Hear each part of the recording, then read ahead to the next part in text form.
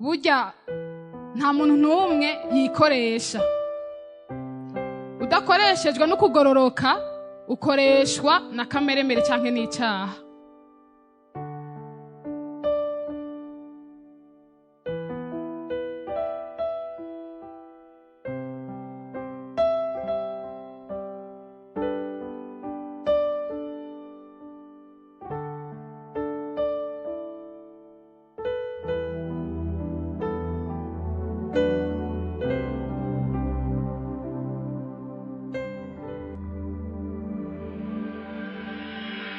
Quand l'esprit de vérité sera venu, il vous conduira dans la vérité tout entière, car il ne parlera pas de lui-même, mais tout ce qu'il aura entendu, il le dira.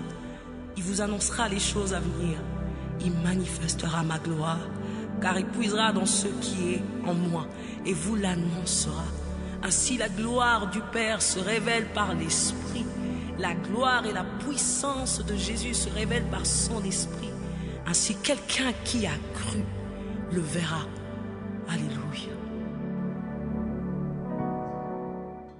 Haleluya. Yesu ashimwe cyane. Ndongeye kubakira mu bwiza bw'Imana, ndabakira no mu ijambo ryayo. Ndashima Imana cyane ku bwa mpemu yera. Yesu ashimwe. By'ukuri mpemu yera n'igitangaza. Jewe abaririmbyi baririmbye mu moderateur ndavuga ati none nza kuvuga iki mbandandirize ko basi. Yesu ashimwe kuko by'ukuri ijambo twagumye twumva ni ijambo ry'intsinzi ku bwa Yesu Kristo. Ni ijambo ry'ico Yesu yakoze ku bwacu ku bw'ubuntu bwayo. Yesu ashimwe cyane. Na jewe ijambo Imana yampaye rivuga ngo nimba uri umwana w'Imana koko hitamwo gukoreshwa no kugororoka. Yesu ashimwe. Nimba uri umwana w'Imana akoreshwa no kugororoka. Turaza kuvyinjiramwo gatoyi atari kanini cyane. Mugabo ndabizi ntakekeranya yuko mpemu yera muri uwo mwanya atari munini aza kugira icaganirije imitima yacu. Yesu ashimwe. Burya nta muntu n'umwe yikoresha. Udakoreshejwe no kugororoka ukoreshwa na kameremere canke n'icyaha. Ubuzima tubona ngaho inyuma n'ibyo ukora bifise ikibisunika bibiri. Udasunitswe no kugororoka kw'Imana, ukugororoka rero harimwo mpemu, kuko mpemu ni watanga ukugororoka, hanyuma ukugororoka gatuma tugira ubugingo muri twebwe. Iyo rero udakoreshejwe na mpemu no kugororoka n'ubugingo bukubamwo, ahandi ukoreshwa na kameremere kawe n'icyaha n'urupfu. Yesu ashimwe cyane. Ni ibintu bibiri bibangabanganywe. Ni ukuvuga ngo ahatari kugororoka hari icyaha, ahatari ubugingo hari urupfu, ahatari mpemu hari kameremere. Yesu ashimwe. Nimba rero uri umwana w'Imana wavyawe na mpemu, ufise mpemu muri wewe, ugendana ubugingo nivyo tuguma twirata. Yesu ashimwe cyane. Turabagororotsi. Ijambo ry'Imana rero turaza kurisoma rivuga ngo nimba rero mubeshejweho na mpemu nuko mugendeshwe nawe. Yesu ashimwe cyane. Abana b'Imana Yesu ashimwe. Abapfuye hanyuma bakazuka. Yesu ashimwe. Haleluya. Turabazuke niko ijambo ry'Imana rivuga. Reka duhere ku ntango tuvuga ati mbega agakiza. Kuko tuvuze ngo nimba uri umwana w'Imana akoreshwa no kugororoka, dukwiye kubanza kumva yuko uko kugororoka turagufise. Kandi nitugufise nk'ikintu dushobora gutakaza, turabagororotsi muri twebwe. Haleluya. Kubwo kwizera. Reka dusome mu Baroma igice cya 10 kuva ku murongo wa mbere gushika kuri 10. Haravuga ngo bene data, ibyo himbara umutima wanje n'ibyo nsengera Abisirayeli ku Mana nukugira ngo bakizwe. Ndabashingira intaha yuko bafise ishaka ry'Imana, ariko si mu buryo bw'ubwenge. Ko batari bazi ukugororoka kuva ku Mana, bakarondera kwishingira ukugororoka kwabo ubwabo, ntibaganjwe no kuva ku Mana. kuko Kristo ariwe ivyagezwe bishikirako kugira ngo aheshe uwizera wese ukugororoka. Mose yanditse ati ubushishikara ukugororoka kuva ku vyagezwe niko kuzomubeshaho, ariko ukugororoka kuva ku kwizera kuvuga gutya. Akore niko gakiza twakiriye ngo ariko ukugororoka kuva ku kwizera kuvuga gutya ngo ntiwibaze uti ninda azoduga ngo aje mw'ijuru. Mu tuzitiro bisobanura ngo kumanukana Kristo.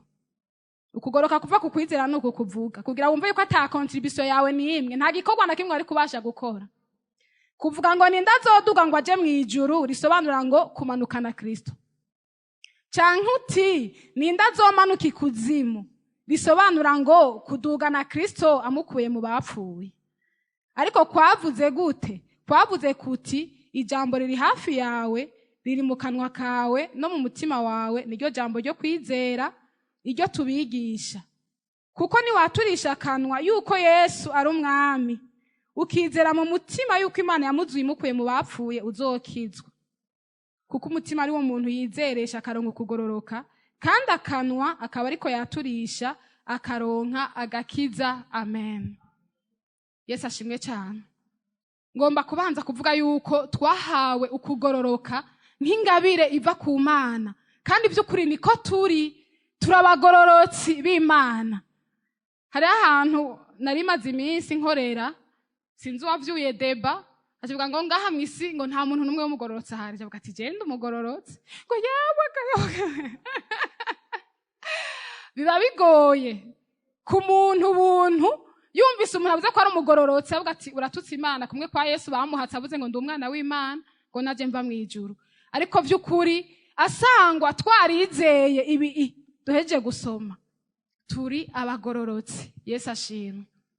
Turabagororotsi tutabigizwe n'ikintu na kimwe twakoze, kuko ijambo ry'Imana rivuga ngo ukugororoka rero kuva ku Mana kuvuga gute? Ngo mbega ninde yoduga mw'ijuru?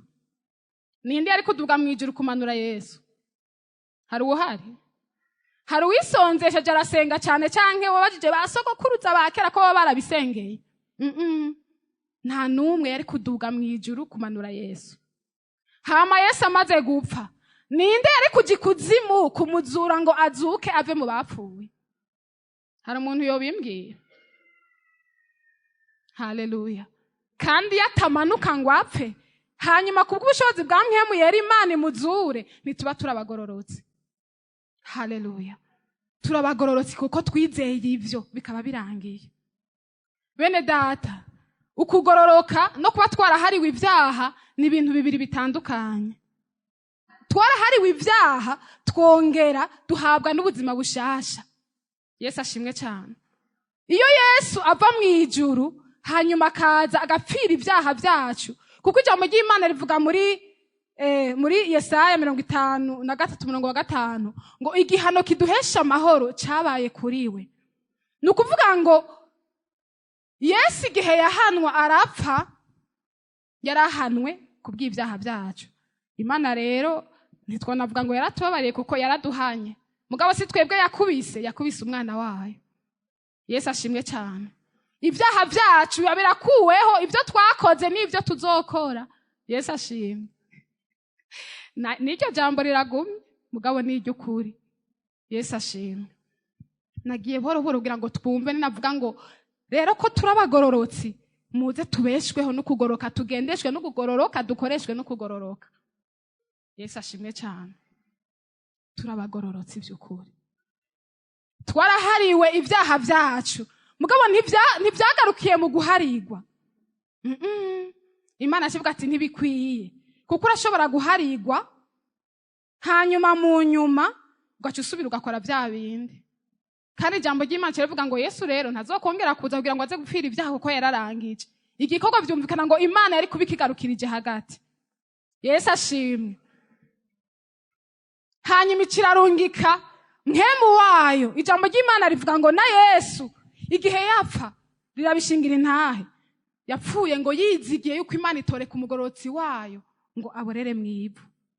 Nta promesse yari afise. Imana ntiyambwiye ngo genda upfe ngo hamanze kuzura. Oya, mugabo umugororotsi w'Imana ntashobora kubora. Yesu ashimwe. Haleluya.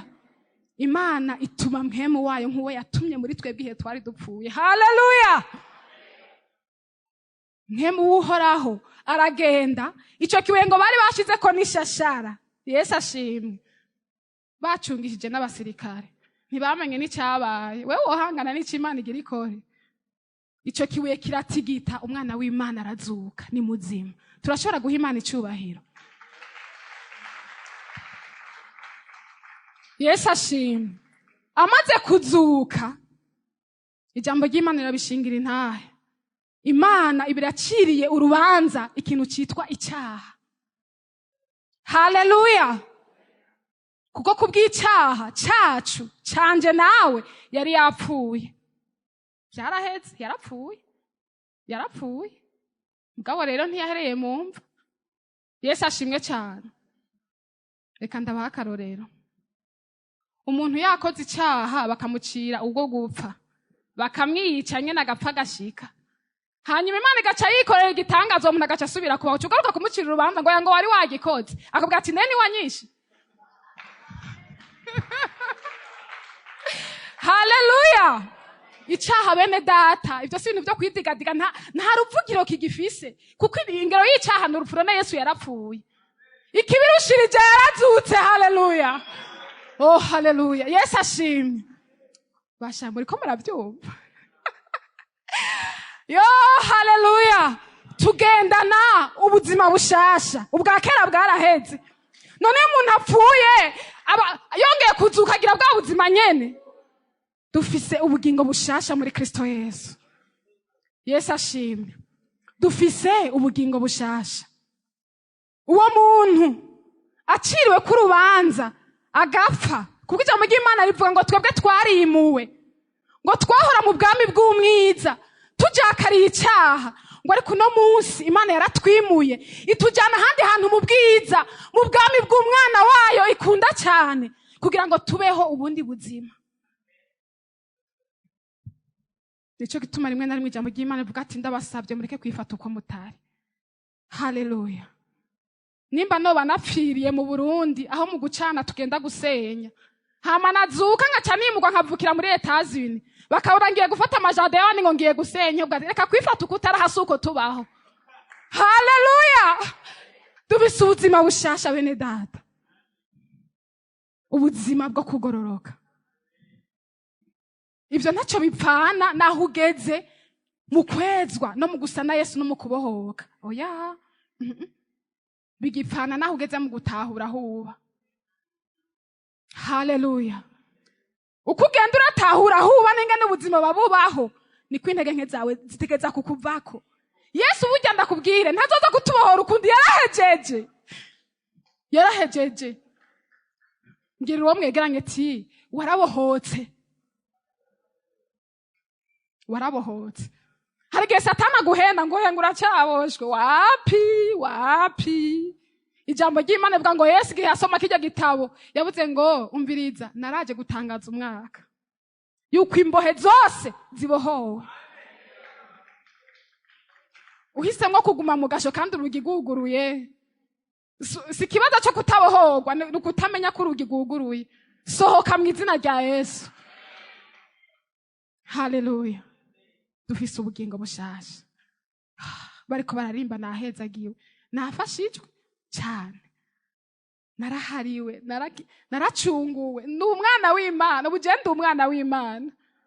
Mbarizo wo mwegeranye ati uravyiyumva uri umwana w'Imana? Ndi umwana w'Imana. Haleluya. Turi abana b'Imana bene data.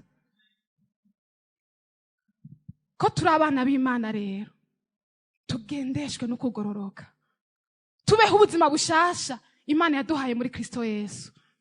Haleluya. Ijambo ry'Imana rivuga muri Petero ngo kuko ubushobozi bw'ubumana bwayo bwaduhesheje ivy'ubugingo no kubaha Imana byose.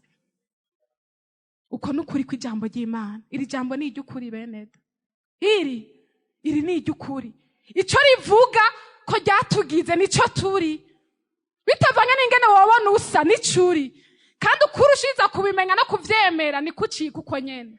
kuko nta kibasha kubibuza, byararangiye. Haleluya. Abikorino 2:5-17. Nuko rero abari muri Kristo Yesu, umuntu wese yari muri Kristo Yesu abacitse icyaremwe gisha. Haleluya. Bene da turakwiye guhagara tugati satani haleluya, ndi cyaremwe gisha. Ibyo wakoze wapi, wavomeye mu kiva, iyo babimenya ntibari kubamba umwami w'ubwiza. None ko bamubambye akazuka akangirira ubuntu bwo kumwizera, warasezerewe ku buzima bwanje. Haleluya.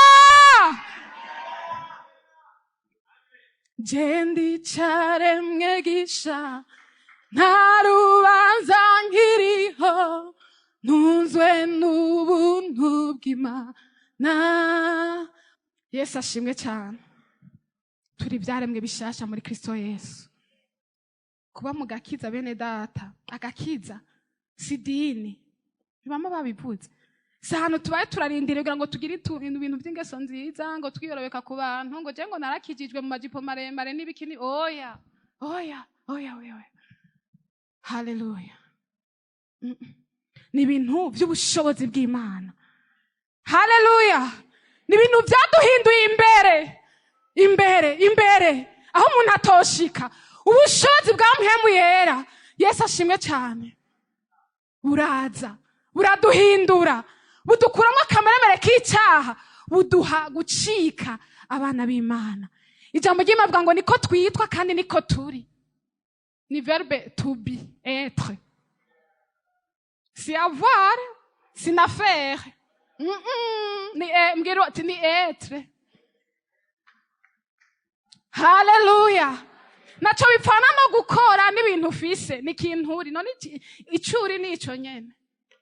Haleluya. Uri iki mwene data? Ndi umwana w'Imana, ndi umugororotsi w'Imana. Kubwo kutamenya Satani cyakubwira ati natujya nyene, kubera ejo tuzoba twahetse. Hariho na twatu ndi nahorana mu gutanya ubwije ko twahetse. Haleluya. Yesu ashimwe cyane. Beneda, agakiza ni kibanza c'amahoro yuzuye, aruta uko umuntu wese yoyamenya, adashaka kunyiganyizwa n'ikintu na kimwe. Amahoro y'Imana. Haleluya. Inyigisho ati amahoro. Wabaye amahoro n'Imana, wocu yabuzwa n'iki? Bene data, ijambo ry'Imana rivuga ngo yatwiyujujeko ku bwa Kristo. Twaruzuye n'Imana.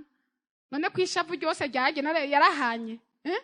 None wahanye ucuga umushavuye? Oya, ubu burake bwose bwaraheze.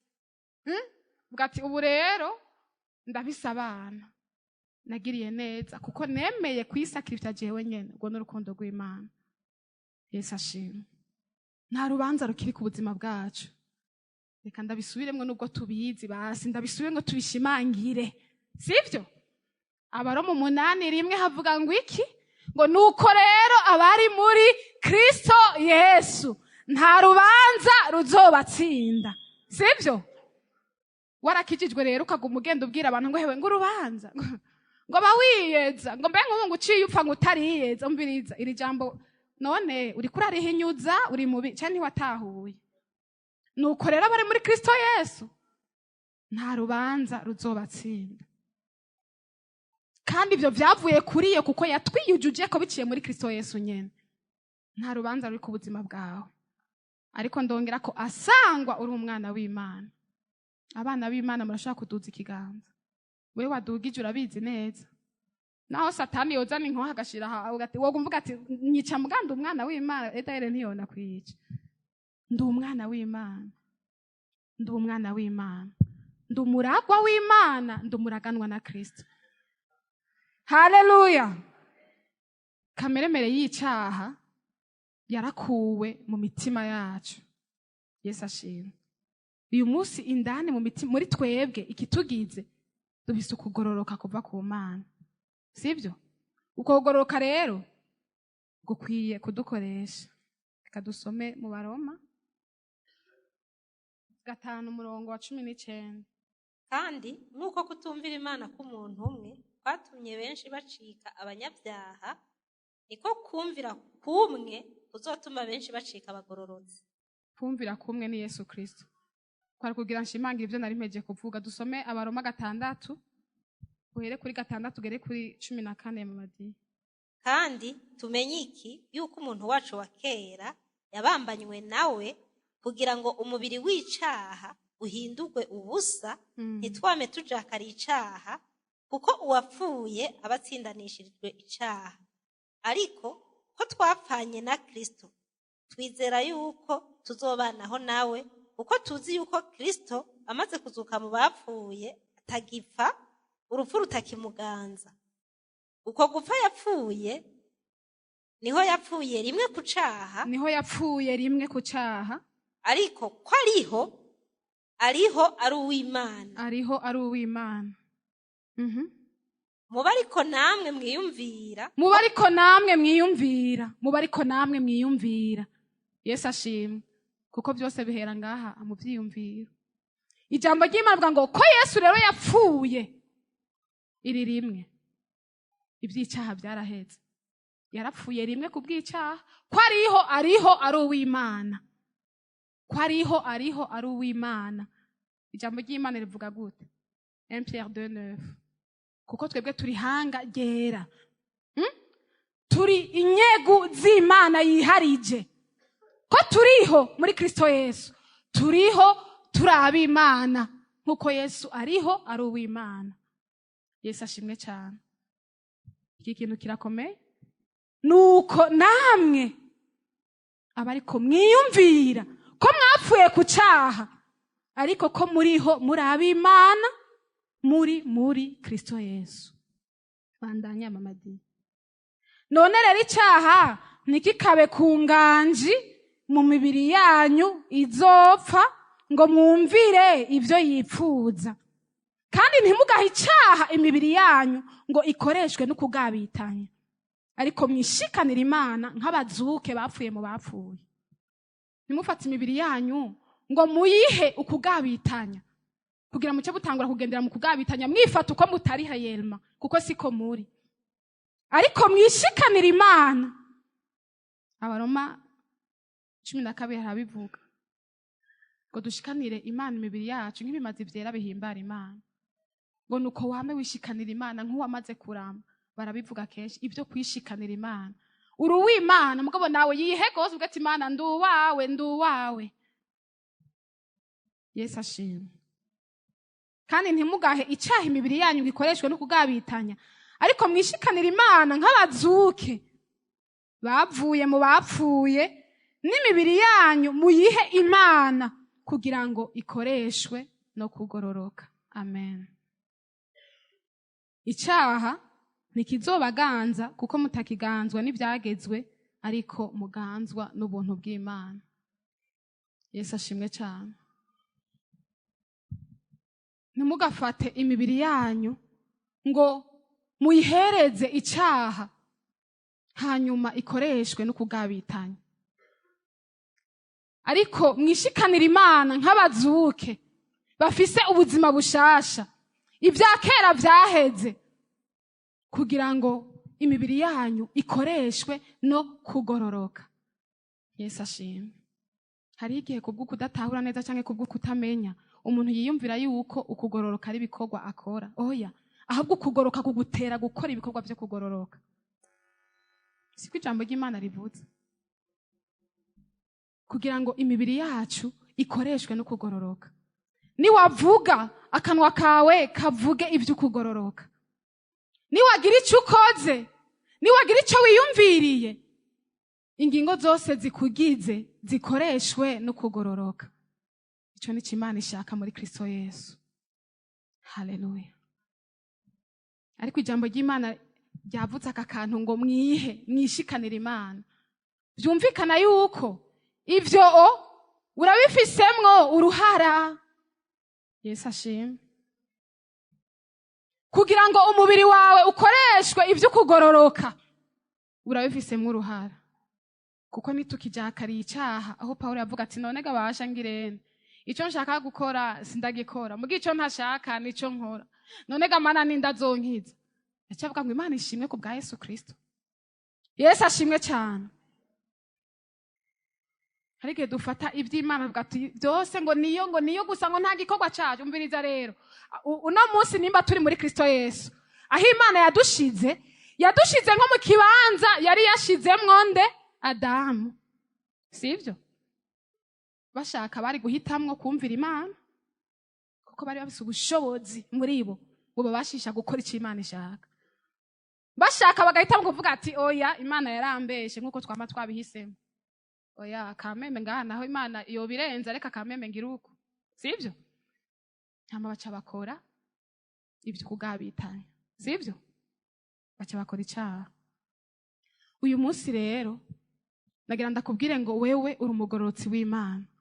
Ishikanira Imana kugira ngo umubiri wawe ukoreshwe ibyo kugororoka. Hariko umuntu aguma yidigadiga ngo kameme ngo Imana ngo irabizi. Umviriza none yatanze ikimazi cyitwa Yesu Kristo kugira ngo wowe wigumire mu byaha byawe. Ijambo ry'Imana rivuga ngo ntiduherege ubuntu bw'Imana kubupfisha ubusa. Yesu ashimwe. Ubuntu bw'Imana nabwo ijambo ry'Imana rivuga ngo n'ubushobozi butubashisha kwikunkumura. Ubuntu bw'Imana ntibuza kudutuma dukora ibyo twishakiye. Oya, n'ubushobozi Imana yashyize mu buzima bwacu kugira ngo butubashishe kwama ivyamwa byo kugororoka. Koreshwa ibyo kugororoka mu izina rya Yesu kuko nicuri. Ati mbega gukoreshwa ibyo kugororoka ni gute? Reka tuje muri Galate. Ibikorwa by'akameremere biramenyekana. Ibyamwemo nabyo ntibisobanutse neza. Haleluya. Dusomere mama diye guhera ku murongo wa 16 abigaratiya 5. Abigaratiya igice ca 5 umurongo wa 16. Ndavuga nti mugendeshwe na mpwemu niho mutazoshitsa iby'akameremere kanyu kifuza kuko akameremere kifuza ibyo mpwemu yanka kandi mpwemu yifuza iby'akameremere kanka. Kuko ibyo bihiganwa ngo ntimukore ibyo mugomba ariko namba murongorwa na mpwemu ntimuganzwa n'ibyagezwe. Kandi ibikorwa by'akameremere kacu biramenyekana n'ibi: ubushurashuzi, ibihumanya, iby'isoni nke, gusenga ibigirwamana, uburozi, ubwansi, intonganya, ishari, ishavu, ikeba, kwitandukanya ibice, inzigo, kuboregwa, kudandahirwa n'ibindi bene ibyo.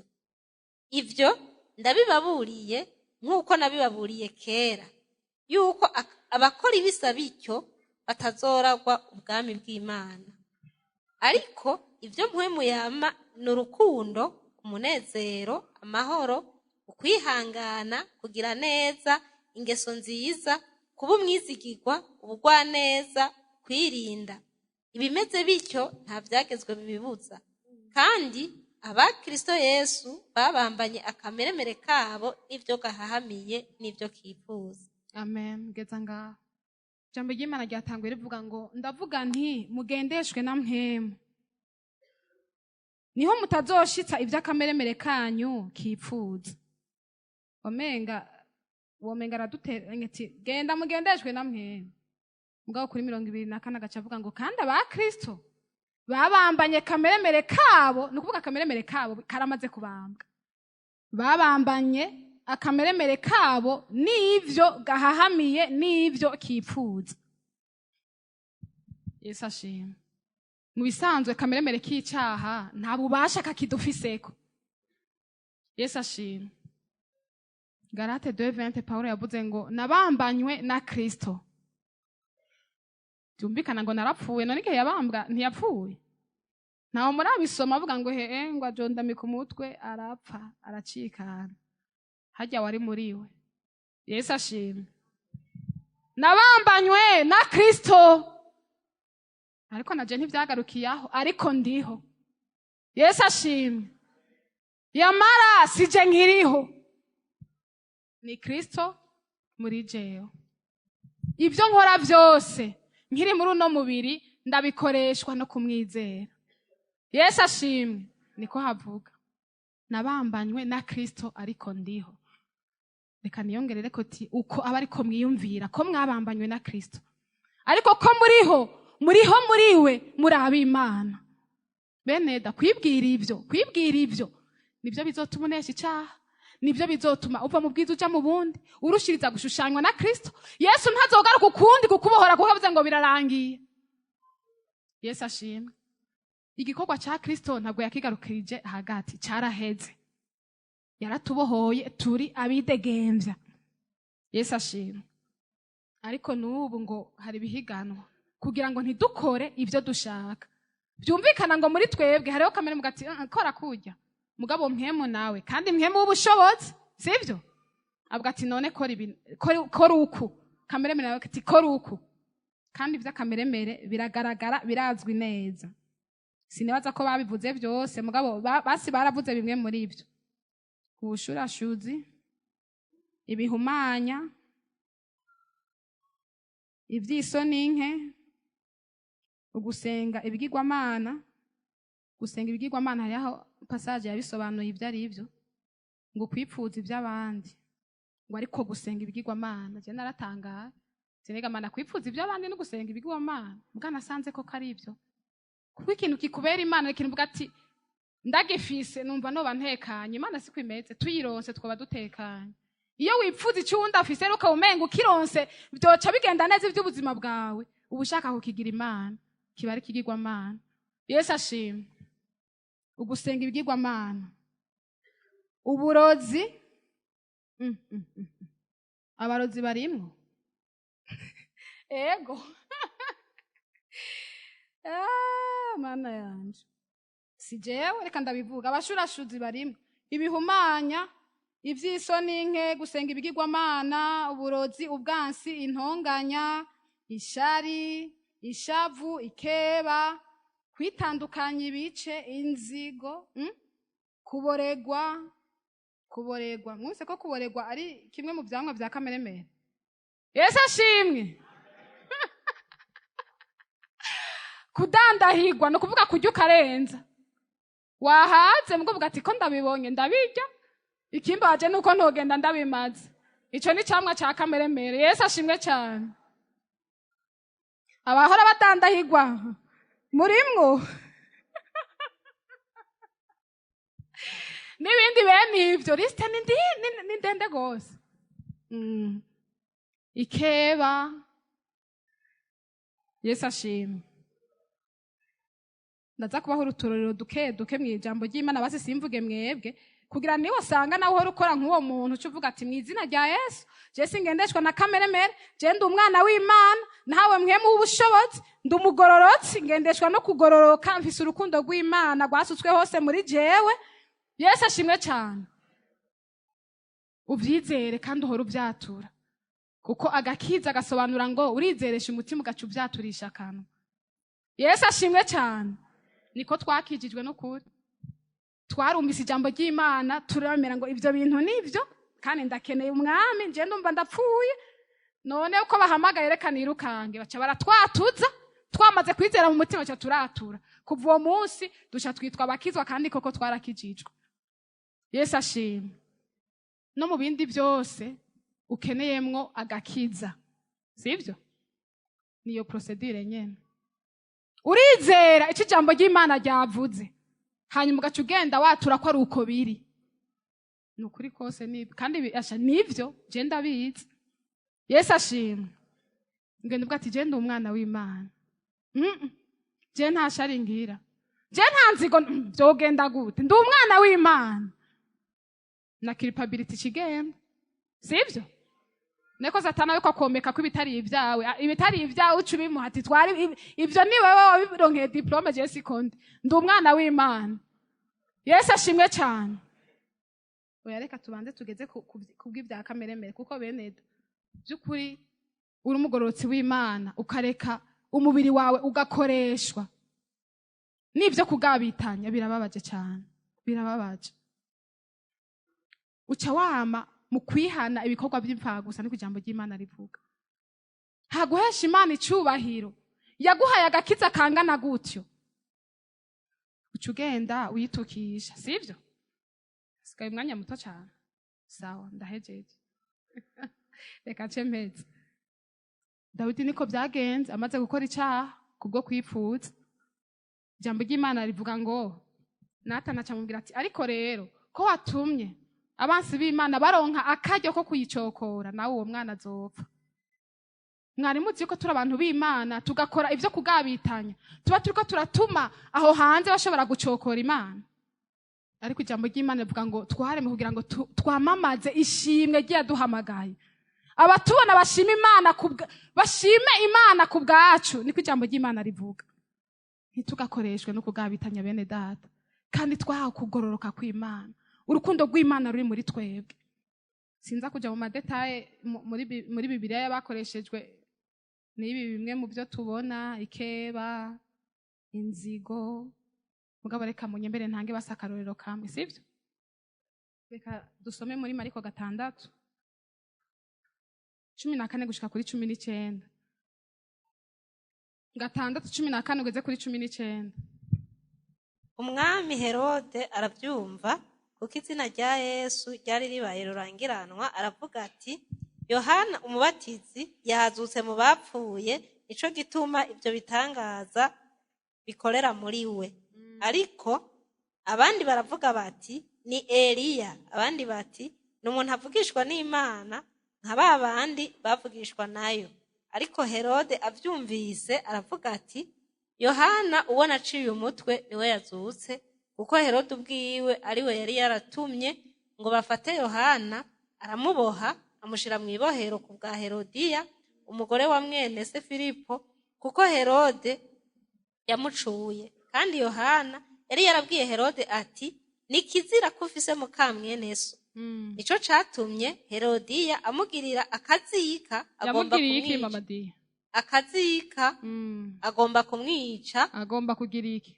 Kumwica. Kubera iki? Ntiyaronka ubu. Kubera akazika. Bandanya.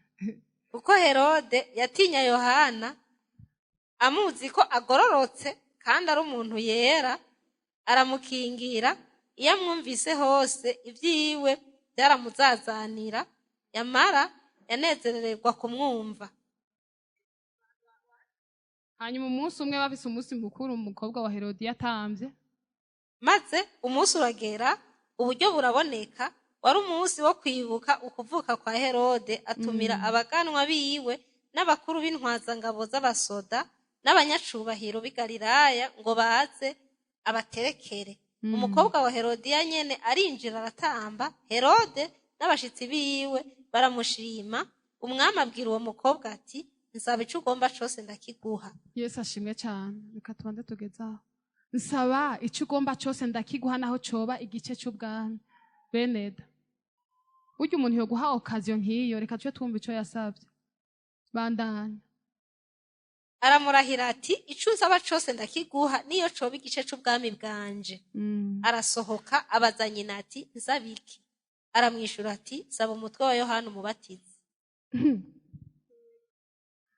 Kuri uwo munsi kubw'inzigo umuntu kumbure yari kugirirwa neza akavuga ati ego vrema uno munsi nahakuye ibintu n'ibindi. Yari gusaba gukurwa kw'amakori, yari gusaba igice c'ubwami, ubuzima bwe bugahinduka ntaswe kuba wawundi.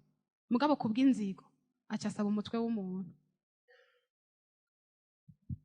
Murumvise gukoreshwa no ibya kameremere icyo bishobora kubyara muri wewe. Ndamaze kumva inkuru sineza ko ariyo canke arakarorero ko umuntu babwiye ati ujya mwansi wawe ikintu cyose usaba wowe cha tukimuha kabiri. Tuguhaye imodoka imwe wewe tumuha zibiri.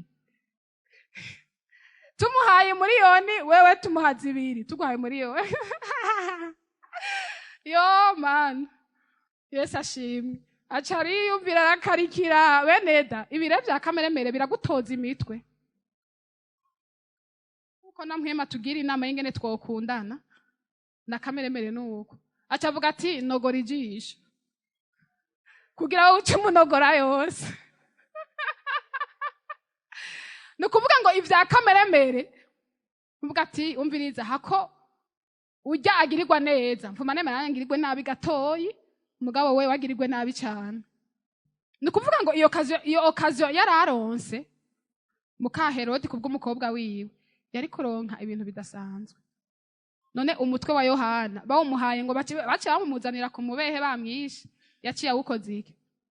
Uretse yuko kumbure yaciye amara igihe ari trouble, aguma abona wa mutwe, ahagiye hose abona uwo mutwe. Yesu ashimwe. Ijambo ry'Imana rivuga ngo kwitwararika ibya kameremere bizana urupfu. Ijambo ry'Imana ntibeshe. Ushobora kwibaza ngo kame ngo ntacu byangi umbiza bizana urupfu, niko ijambo ry'Imana rivuga.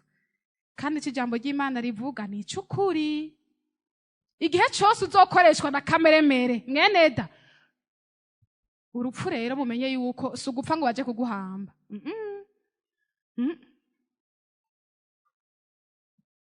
Icyitwa ikibi cyose ni urupfu.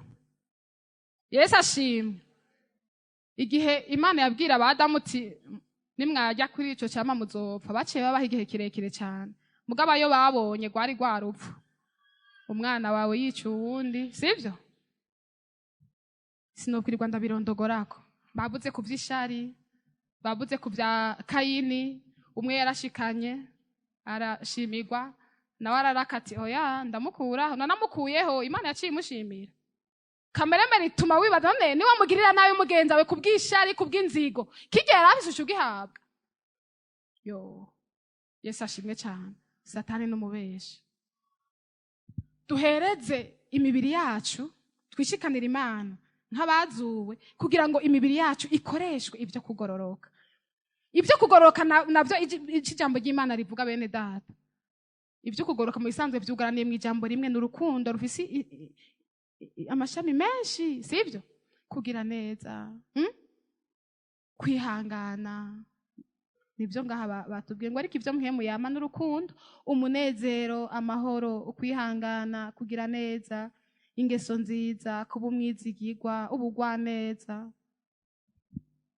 Kubera ko utohitamwo gukoreshwa n'ivyo bintu, iyumvireho nyene inyungu bizana ingene ingana. Ijambo ry'Imana rivuga mu Migani 19:22 ngo ineza y'umuntu niyo imutera gukundwa. Urumva? Wumve honye nico cyambere, ucumva gute? Mbwira muge ucumva gute? Uraza abantu bose bagukunda. Iyo ukoreshejwe no kugororoka birimwe inyungu, mugiye ukoreshejwe no kugabitanya, umviriza birimwo ubuhombe budasanzwe. Yesu ashimwe. Nizere yuko hari ico mwakiriye mu izina rya Yesu. Dushimire Imana ijyo n'ijambo ry'Imana.